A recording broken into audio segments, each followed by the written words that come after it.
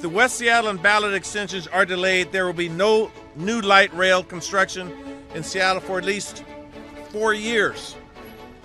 That is not what our residents voted for. That is not what they expect. And as mayor, that is totally unacceptable. That's Mayor Bruce Harrell talking about the ways Seattle is going to work with Sound Transit on Link Light Rail expansion after the announcement that the estimated cost of this project to connect the Ballard and West Seattle lines has gone up by nearly $35 billion. How much of a political concern is that for Harrell in his race for re-election against somebody who knows a lot about transit? Katie Wilson is the General Secretary of the Transit Riders Union. Plus, more land use work from the council to reduce the amount of design review that building projects need. This as a number of affordable housing providers are calling for help. All this and more this week on Seattle News, Views and Brews, your coffee break political podcast. I'm Brian Callanan. I am a host on the Seattle channel. The views expressed here are mine, and I am joined by my friend and co-host, David Croman, City Hall reporter for the Seattle Times. David, we have been away from the podcast for a few weeks with the council on its summer break. But did that feel like a summer break to you? Because there was plenty of city news going on this time period here. Yeah, well, no, not a summer break for me, but it was a chance to, start looking into election coverage and ignore actual City Hall for a little while, which I actually always look forward to, spend a little longer on things. You got to be able to do that, and you got to be able to recharge on this stuff because there's going to be a lot jammed in here over the next couple of weeks. The budget process starts up for the council here in late September, so there's a lot ahead. Well, thank you, David, as always, for joining me. And thanks also to our background noise sponsor, City Grind Espresso on the first floor of City Hall. Thanks also to all the patrons of the show. Really hope you enjoyed your patrons' first access to the most recent episode of the podcast here where I was talking with Visit Seattle about some challenges going on with local tourism. So here's the deal, folks. If you want access to that patrons first content, even get your own decal, what do you think about that? Please become a patron. Love to have you. Look for Seattle News, Views, and Brews on Patreon. Also, you can watch this podcast on Converge Media. The video is on Converge Wednesday nights at 7. All right, let's get rolling. Time for Right Here, Right Now. David, some rough news for Sound Transit over the last week here. Their costs are expected to go up about 20 to 25% over the long term with rising prices for construction and falling tax revenue. That could mean shortening these rail lines, dropping stations, maybe delaying the project even longer. Mayor Bruce Harrell serves on the Sound Transit Board, along with a number of other local officials. He's pointing towards the steps Seattle has taken to support the agency's work, streamlining permitting processes, for example, to get these projects moving more quickly. Time is money, definitely, with these projects. We have touched on this issue before on the podcast. How much is permit streamlining really going to move the needle? When we're talking about costs from 20 to 25% here, what can the mayor really deliver on here? What do you think? Yeah, it's a good question. I mean, certainly streamlining permits is a positive thing to speed things along because, these trains will move through so many different parts of the city that, any kind of bureaucratic process along the way is going to slow them down. But that is not really the existential problem facing Sound Transit. The existential problem is, as you said, I would argue that no other industry has been hit harder in the last 5 years than transportation mega projects. Maybe I'm just saying that because I used to cover them when I was on the transportation beat. You're onto something, though. Yeah. But it's just some of the most basic materials that go into these stuff are the ones that are most vulnerable to, import-export disputes, Sure. broader inflation. But then there's other pieces too, which is that, I think this is sort of an under-discussed piece, which is the competition for design build contractors. So these contractors that are capable and skilled enough to both design and actually execute on these massive mega projects. Yeah. There just aren't that many of them. And there's actually, particularly with the infrastructure bill, there was just a lot of work. And so the supply and demand of getting these contractors on board went way up. So that's another piece of inflation. And then, when you've got, we've talked about the general economic outlook for Seattle generally. And so when things become a little less certain, then the tax revenue suddenly looks a little shakier and, you're looking at a less certain future for Sound Transit. So sure, permitting and all of that can speed things up, can be helpful. I'm sure everyone's appreciative. My guess is that's probably on the order of months, whereas Yeah. these bigger problems are looking at years or even decades of issues. Yeah, and I guess I'm trying to look at this politically too because Harrell, of course, is in for the race of his life here, trying to get reelected. He's up against Katie Wilson. Wilson earned a 9.5 point victory over Harrell in the primary back in August. And I'm thinking also about Katie Wilson's background as general secretary of the Transit Riders Union. She advocates for transit all the time, has been doing that for years. And I wonder if this announcement from Harrell is an attempt to try to get ahead of her politically on this issue. I know she really hasn't brought up Sound Transit on all of her social media over the past week. Maybe this is wrapped into her campaign platform of affordability. What do you think? Is this a political issue that could arise during the mayoral campaign here? What do you think? Yeah, I don't know about Sound Transit specifically, though, Hmm. if Katie Wilson wins, pretty good chance she would have a seat on that board, and so she Right. Yeah. would have input. Katie's background in transit is really based in King County Metro more than it is Sound Transit. She, really got her political start by fighting against cuts to Metro service and then advocating for, a local tax to increase service and pushing for reduced fares for youth Yep. and things like that. Hmm. So this is very bus centric. Yeah. The issue facing Sound Transit again is just far more existential than that. Yeah. Right. um, at the same time, I think Katie is unlikely to be someone who would call for cuts to the size of the scope of the project. And, Right. Harold today had this press conference and basically said as much that Sound Transit should not cut or scale back projects. And so Right. I do think there's probably a political piece to that, which is he really doesn't want to be going into what's already going to be a tough race. Um, he really doesn't want to be cast as the mayor who's advocating for cuts to large Hmm. scale projects, particularly Right. when Seattle, Sound Transit 2 and 3 were voted on by voters from three different counties. It was sort of tight broadly, but if you zero into votes in Seattle, it All passed by about it. huge margins, Yep. Yep. and so there's just it would not be politically wise for a mayor running into a tough race to agree to cut the size of this project, this Right. massive mega project that Seattle voters overwhelmingly backed. Yeah, at the same time, though, we're talking about those larger financial issues that, yeah, that's going to be an interesting piece to consider here over the next couple of weeks and months. And I'm wondering how that plays out between the two candidates. We'll definitely take a look at that. And I did want to look a little bit deeper at the Wilson Harrell race with you, David, because you've been writing about this endorsement that came through in the last couple of days here for Katie Wilson from the UFCW. This is the United Food and Commercial Workers Union, which represents our local grocery workers here. So Bruce Harrell has a bunch of labor endorsements locked up here, including a big-time endorsement from MLK Labor. This is the umbrella organization that really looks out over all organized labor in the county. But you reported on this, David. There might be a chance that Wilson could convince that group to endorse her as well. Can you talk about some of the dynamics behind the scenes here? Yeah, for sure. I mean, first, I should say the reason I found this endorsement interesting, because there are lots of endorsements come out all the time and we don't write all about them. The reason I found this one interesting is because it shows to me a shift, which is that endorsing against a sitting mayor is sort of a risky thing for a union to do. And I think a lot of the unions that did endorse Harrell, um, I think a lot of them genuinely appreciated some of his policies, but there was Sure. also a calculation of uh, you know, basically we think he's going to win. And Right. so we're going to back the guy that we think is going to win. I Hmm. think UFC and UFCW, frankly, was one of them. They didn't endorse Harrell before the primary, but they didn't Right. endorse Katie Wilson either. They just sat out. Yep. And it's not because they were afraid to endorse. They did endorse Deion Foster and Alexis Mercedes Rink. And Hmm. so th it was pretty clear that they were sitting on the sidelines intentionally.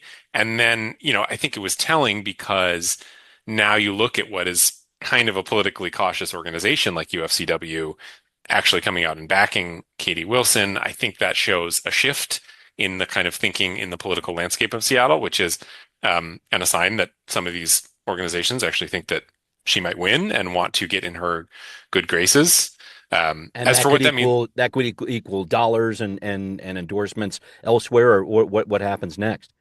yeah, I mean, what it means is that UFCW is probably going to start spending money on behalf of Katie Wilson via this PAC that was created for her. Hmm.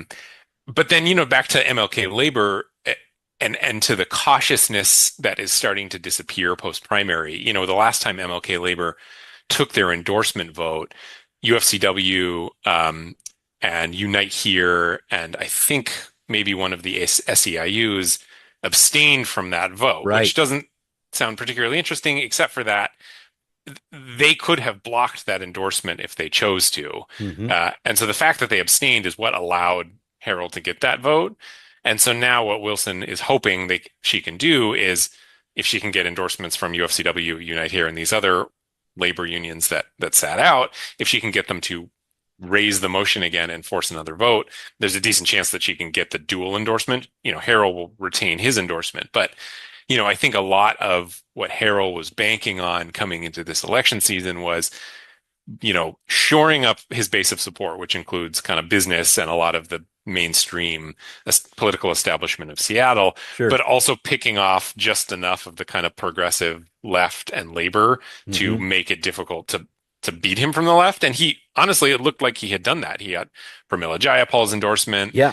He got Teresa Mosqueda's Yeah. Hmm. endorsement, Yeah. which only came because of the MLK Labor endorsement. Mm. And She's then, of course, she's big into labor, right? Yes. all these unions, and so that seemed to put him in a really good position. But if Katie Wilson can eat into that, and particularly if she wins the MLK Labor endorsement, that will mean, and Teresa Mosqueda told me as much. Teresa Mosqueda will then dual endorse Katie Wilson, and so Ooh, you wow. get this sort of, it starts to kind of crumble away at what was clearly Bruce Harrell's campaign strategy, which was to do just enough to protect him from a attack from the left. But it seems that possibly that it wasn't strong enough, the firewall that he created. Yeah, and just to finish off the point here, how big is the labor vote in this election? I'm just thinking about how much weight it could carry, because I remember the last election, a lot of these labor groups weren't putting a lot of dollars into these races here. And this time around, maybe they will, or what are you thinking here? Yeah, I don't think it's necessarily, if that's all you've got is labor, Hmm. it doesn't necessarily guarantee you win. Right. But I look at Andrew Lewis in 2019. I think it Yep. was when he was running for council. Yep. He got the endorsement of Unite Here. And Yeah. for whatever reason, Unite Here decided to just go all in on Andrew Lewis. They liked what he said in the questionnaire. They liked what he said about hotel workers. Yeah, this is And the so Hotel Workers Union. Keep the going. Hotel Workers Union. And so I think they spent $500,000 on Yeah. Andrew Lewis. I'm quoting your piece, 750,000 in Yeah, there you go. 2019. Yeah, yeah. Which is Hmm. just an obscene amount of money. And then he won that close race.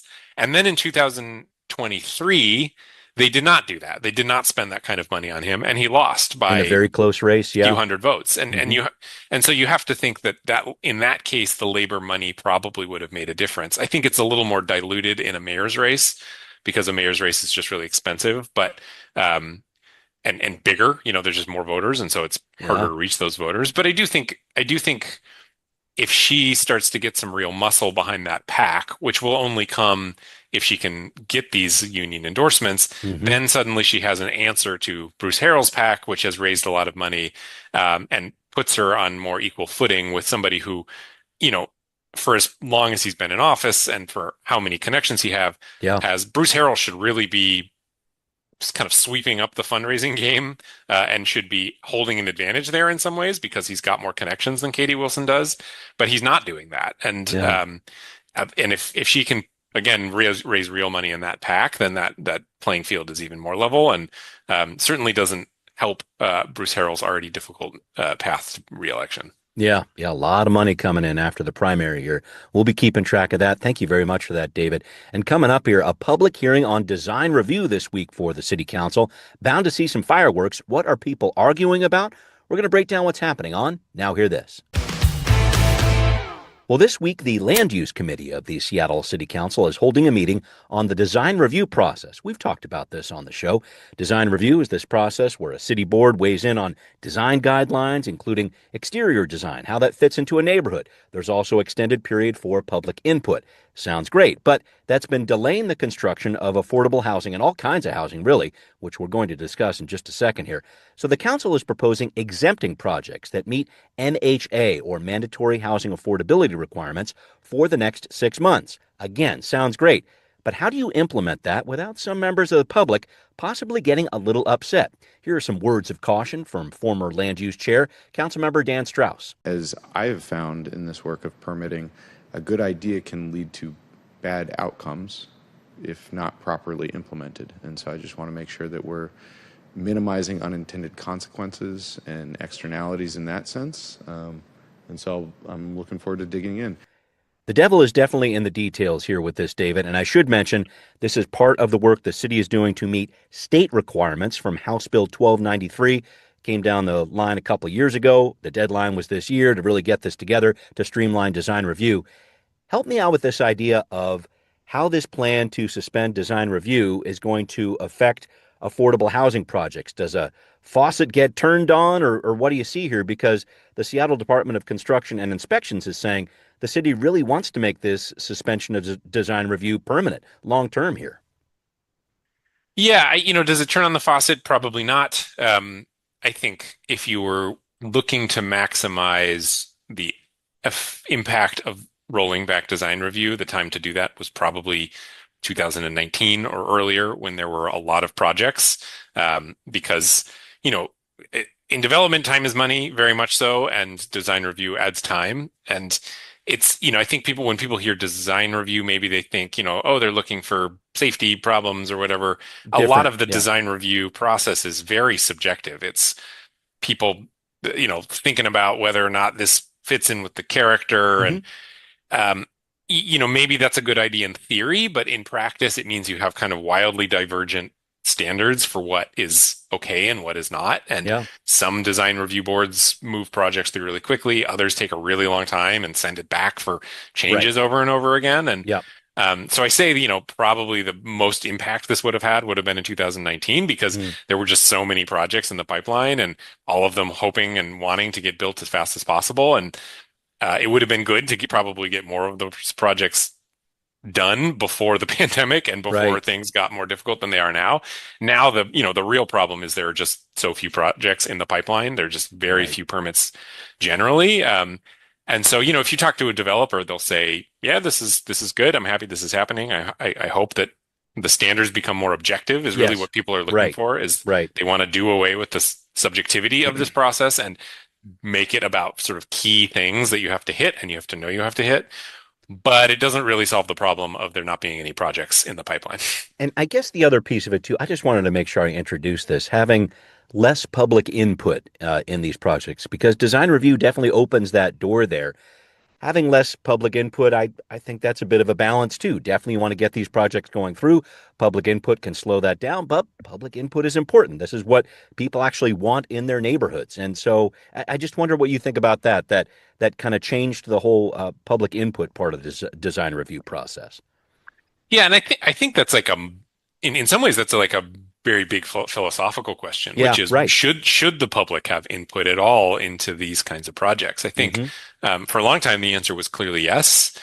Some of them based in sort of environmental concerns or environmental law. I'd say the pendulum is starting to, and at the state level, has very much swung away from giving avenues into public input. Because that input has gotten weaponized. Like, we need to protect the trees, which is really about, I just want to protect my house in this neighborhood. But keep going, please. Yeah, right. I mean, it is again, it puts it in very subjective territory where individuals who have the time and energy get a voice to say what they think the city should be doing. Maybe that's okay. Maybe you're okay with that, but it is a subjective and sort of not very representative view of kind of what I would say the broader population thinks is good or bad. And, again, there's this, if you talk to someone like Jessica Bateman, the representative at the state level, who's been behind a lot of these housing changes, she'll pretty explicitly tell you the reason that she thinks that she's been able to do this is because it's harder for the public to like, quote, interfere or whatever you want, whatever adjective verb you want to use. It's more removed from that ground level, and so it glides a little more smoothly through the state than it does at the city, because at the city people show up and they yell and it's really uncomfortable. And there's no other issue like housing that brings people's passions out.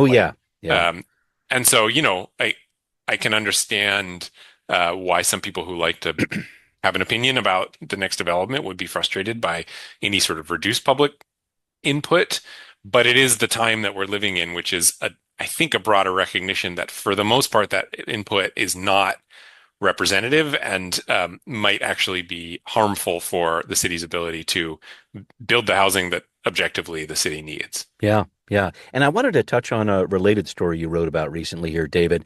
More affordable housing providers are looking for some help as more of their buildings are going up for sale. You wrote this in the Seattle Times. At least 3 more affordable housing owners in Seattle are saying they're trying to sell off their buildings. They're looking for some more financial help from the city. What's going on here?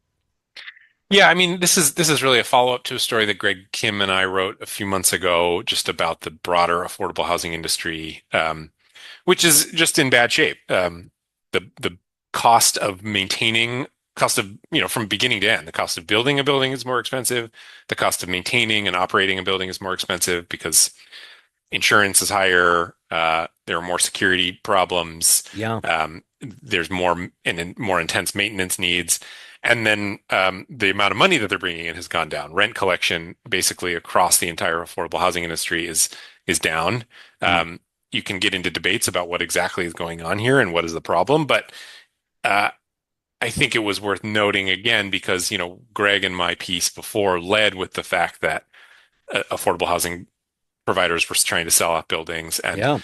since we wrote that, they're still that is still happening. And Yeah. I think that is interesting because you can sort of debate these issues in a vacuum and go back and forth on what's real, what's kind of politicking. But when affordable housing providers are putting buildings up for sale, I mean, this Right. is their entire mission, is to have these buildings in their portfolio and put people in them to Yeah. live.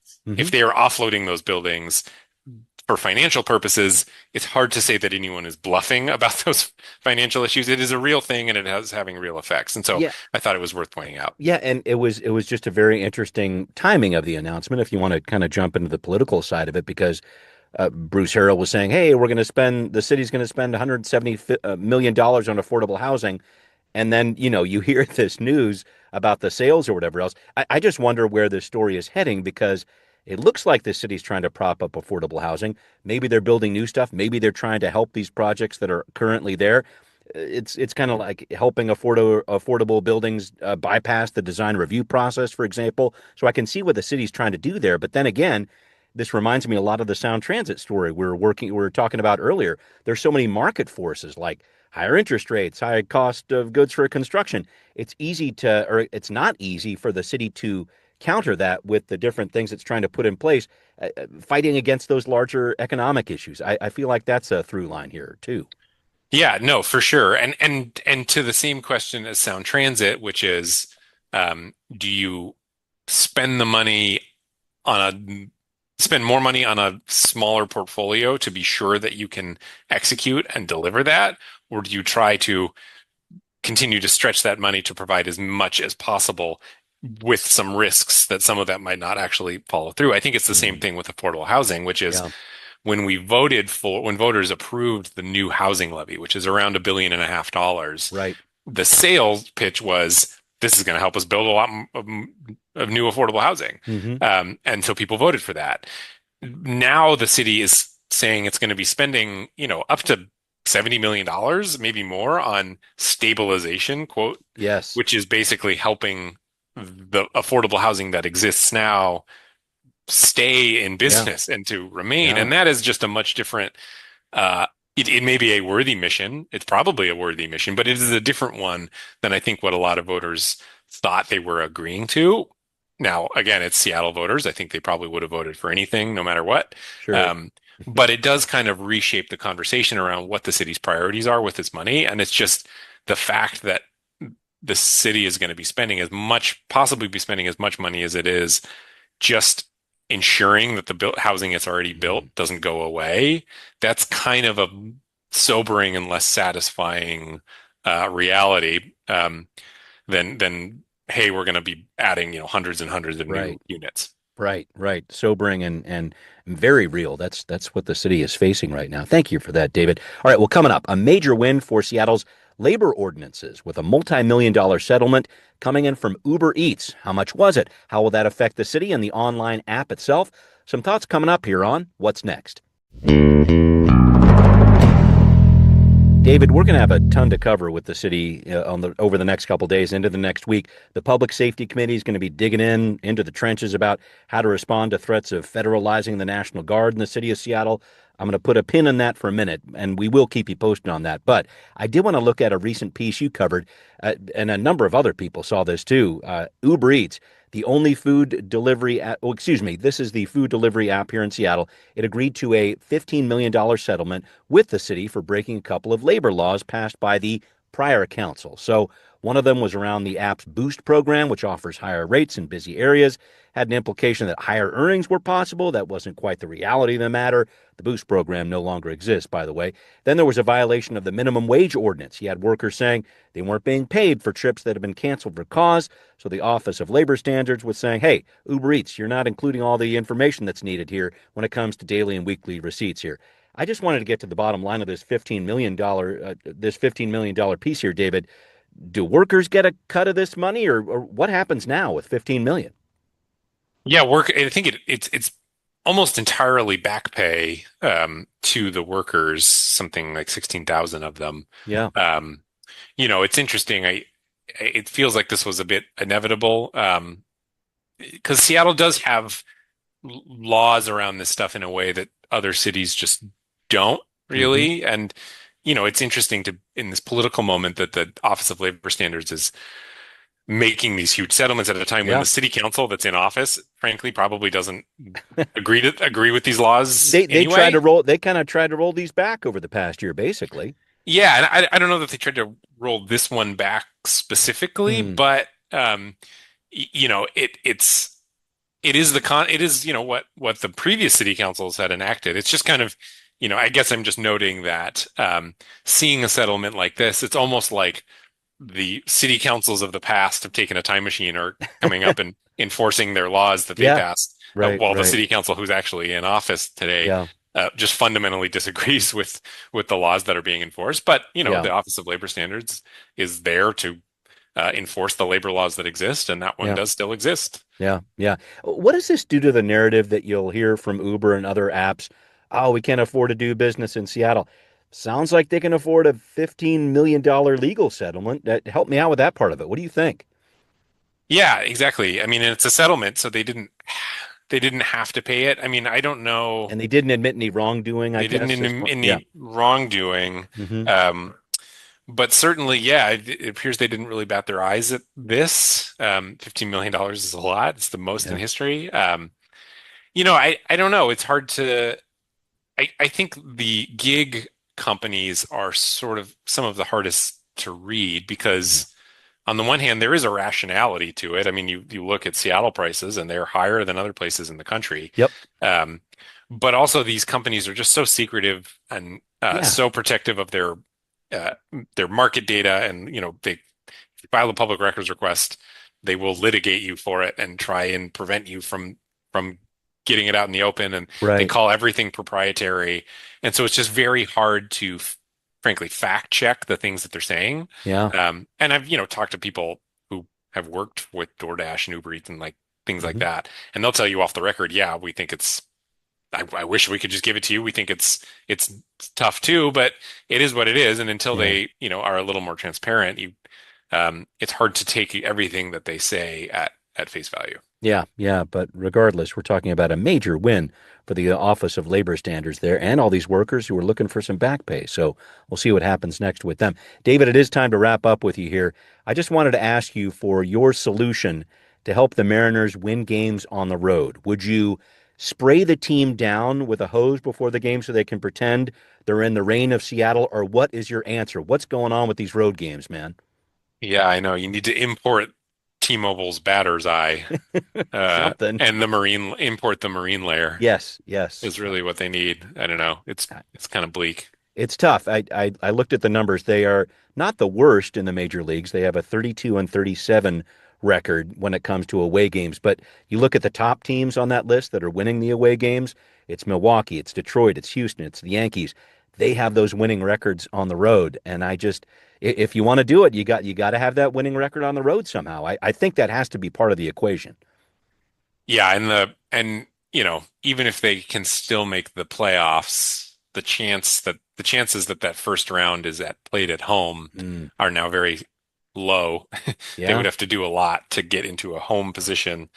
And so the chances of him playing an away, if they even make it into the playoffs, the chances that they play an away game are pretty high. And so it doesn't leave you feeling very good about their World Series chances. It's tough. And I didn't realize this one, but somehow the West Sacramento A's play better away from Sacramento than they do at home. They actually are a 500 ball club if they're away from home. So, but I guess it's felt like they've been away from home for the past year and change here. So exactly.